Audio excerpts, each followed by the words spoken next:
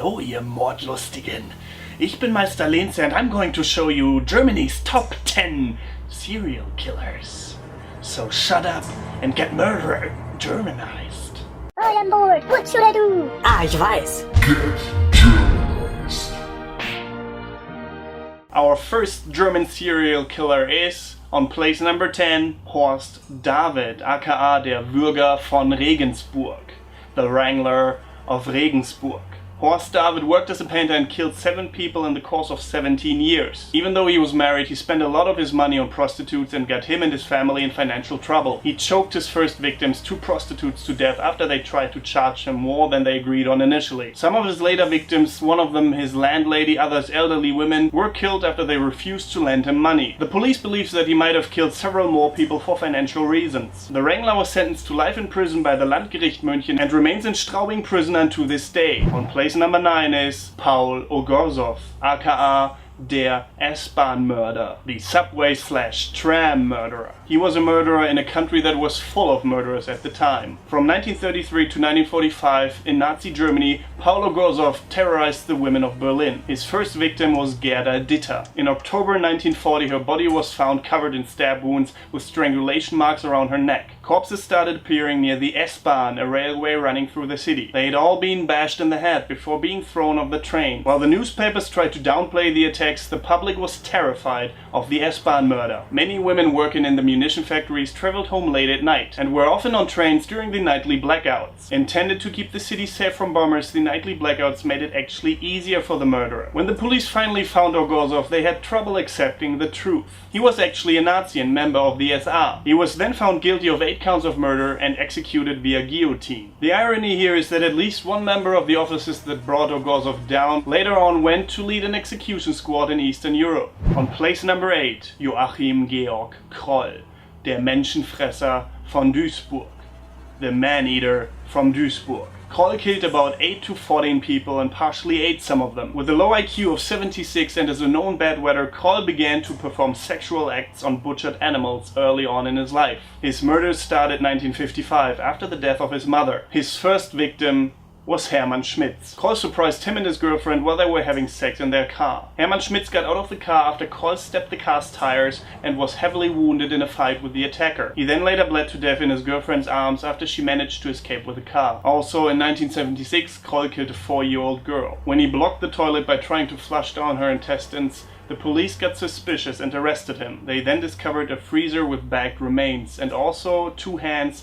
2 feet, and arms in a pot on the stove. Kroll was sentenced to life in prison but died of a heart attack early on. On place number 7, Peter Kürten, der Vampir von Düsseldorf, the Vampire of Düsseldorf. The brutality with which he performed his murders grabbed the attention of an international crowd. His case also became well known in the entire Republic of Weimar. He received his nickname the Vampire after he killed a young swan and drank its entire blood in December 1929. Against public belief, it seems though as if he rarely ever drank the blood of his other victims. At the age of 16, Kürten was taken in by the police for several break-ins and arson. He served 3 years in prison in 1905 and then committed his first murder 1913. He slit a 9-year-old girl's throat while breaking into her house. He lost the tissue with his initials on it at the crime scene, but since the father of the girl had the same initials, the police suspected him at first. Kürten later killed 8 people with a dagger, hammer, and scissors. And when the police closed in on him, he admitted the murders to his wife, who then suggested that they should commit suicide together. Kurt denied her request and wanted to flee the city instead. The wife did not like this and told the police about his escape plan. He was then arrested not much later. Kürten was beheaded and his brain examined by scientists. And if you want, you can have a look at his mummified head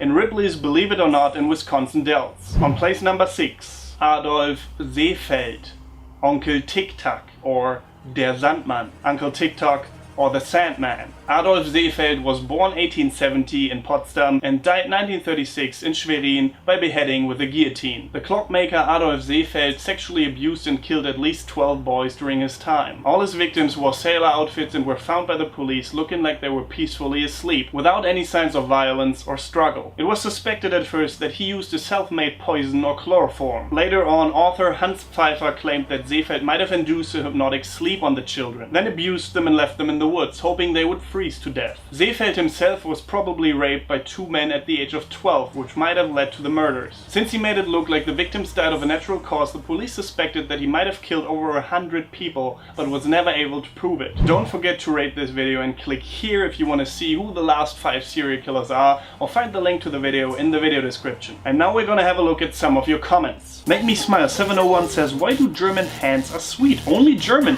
Fetish level hard. And new equipment seems great. Okay, thank you. Thanks.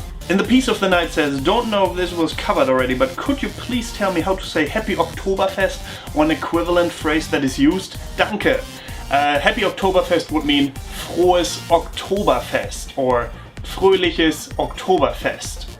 But I would say Frohes Oktoberfest. Happy Oktoberfest. Thomas Bond says, was bedeutet bei dir eigentlich immer Meister Lehnsherr? Hat das nicht irgendwas mit dieser mittelalterlichen Gesellschaftsordnung zu tun oder habe ich da irgendwas verpasst? Würde mich sehr auf deine Antwort freuen. Mach weiter mit den super Videos, die gefallen mir wirklich. He just wants to know what's up with Meister Lehnsherr. Why do I call myself Meister Lehnsherr? Well, that is a story that I've told a couple of times already, but I will do it again for the sake of this video. Meister Lehnsherr means master, landlord or feudal lord. Sounds a bit arrogant, but it's just a nickname that me and my friend came up with for myself in history class one time in school. We sat next to each other when we were teenagers or even kids, I don't really remember when that was, and we were talking about feudal lords, and he was acting as if he was like one of my, you know, Leibeigene, one of the people who paid me money to be on my land.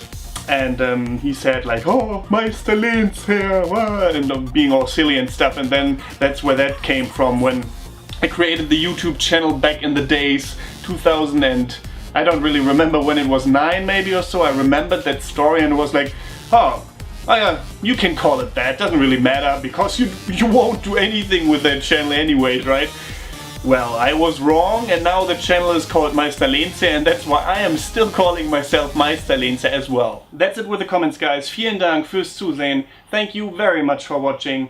Don't forget to get Germanized. Goodbye and auf Wiedersehen.